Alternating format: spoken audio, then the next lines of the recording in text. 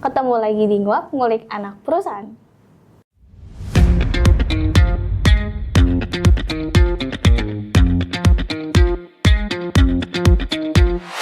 Hari ini kita akan ngobrol lagi dengan salah satu subsidiari Arita, yaitu PT ANS. Nah, di depan saya sudah ada Bapak Adrian selaku pemimpinnya. Halo Pak Adrian. Ya, halo Sobat Nguap. Halo Sobat Nguap. Perkenalkan, nama saya Adrian Yonatan.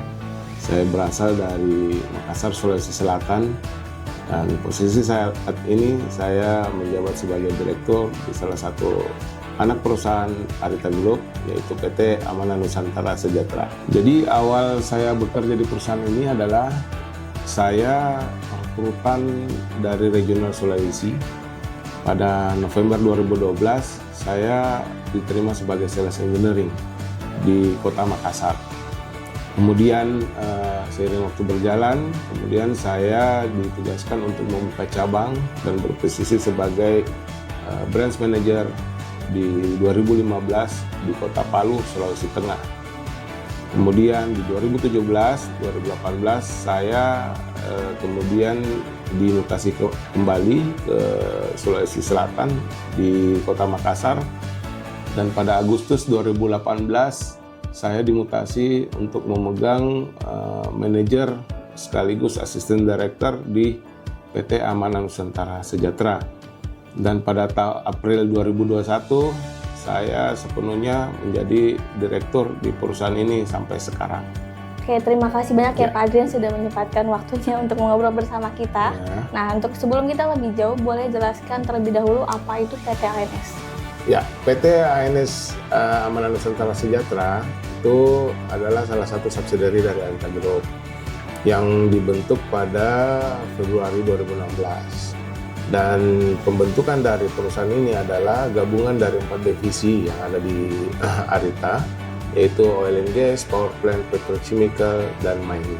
Oke Pak, kalau dari ANS sendiri itu timnya ada berapa dan apa saja pekerjaannya? Kalau ANS sendiri kita 8 orang totalan.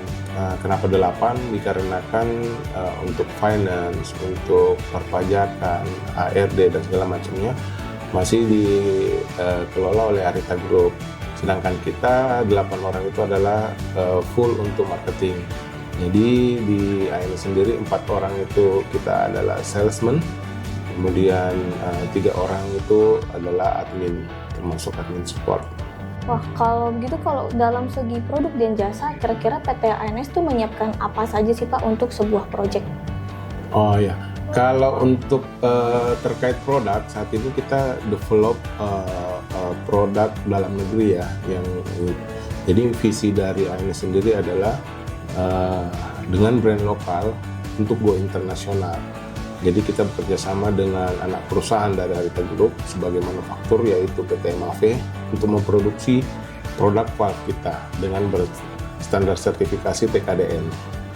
Kemudian jika di proyek itu, kalau untuk EPC, saya bentuk EPC ini di awal 2024. Dan ya puji Tuhan juga kita sudah mendapatkan beberapa proyek, yaitu proyek fuel gas metering system di Pulau Batam, PLN, kemudian proyek di JT di Balikpapan, dan untuk refinery biodiesel di Kalimantan dengan Tripatra. Wah, jadi cukup banyak ya proyek yang sedang dilakukan oleh PT ANS. Tapi kita tahu nih ya Pak, banyak bidang perusahaan lain yang juga bergerak di bidang ini. Apa yang membuat Pak Adrian yakin bahwa PT ANS ini lebih baik dibanding kompetitor-kompetitor lainnya? Oke, terkait soal produk, perbedaan kita dengan kompetitor itu, kita mengerjakannya itu dari hulu hingga hilir, dari foundry sampai dengan barang selesai. Nah, kebanyakan dari kompetitor kita itu hanya mengerjakan sebagian dari satu produk tersebut. Dan kelebihan kita juga, kita didukung oleh 45 cabang dari Arita di seluruh Indonesia. Jadi after sales kita ya cukup memuaskan lah. Kalau Pak Adrian sendiri melihat PT ANS dalam 5-10 tahun ke depan, kira-kira seperti apa Pak? Apakah akan tetap ada di bidang yang sama atau mungkin melebarkan ke bidang yang lainnya? Oke, sesuai dengan visi dari ANS ya, yaitu membawa brand lokal untuk go internasional. Itu yang saat ini memang kami sedang godok. Kemudian kalau untuk berbicara soal pelebaran bisnis itu seperti saya jelaskan tadi di awal, di tahun 2024 awal itu kita develop EPC dan saat ini masih berjalan dan tidak menutup kemungkinan akan merambah ke bisnis-bisnis yang lain untuk pelebaran dari bisnis perusahaan.